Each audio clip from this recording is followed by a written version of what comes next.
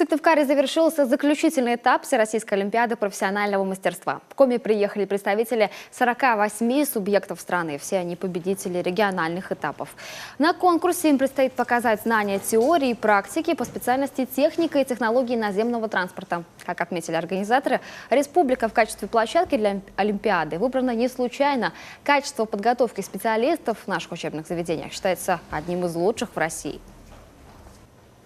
Я замечу, что в течение последнего года регион демонстрировал устойчивые успехи в системе среднего профессионального образования. Мы вышли на 4-е место в России и лидерами были в Северо-Западном федеральном округе по качеству подготовки и с последующим трудоустройством.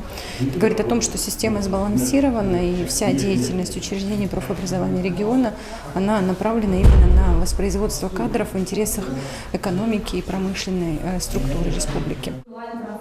В программе олимпиады тесты, перевод профессионального текста, организация работы коллектива, а также ремонт и диагностика автомобилей. Как признаются судьи, задания непростые.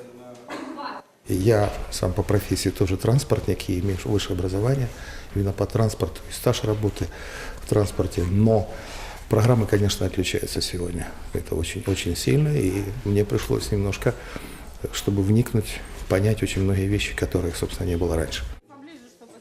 Выполнение работ всех видов заданий оценивалось по 100-бальной системе.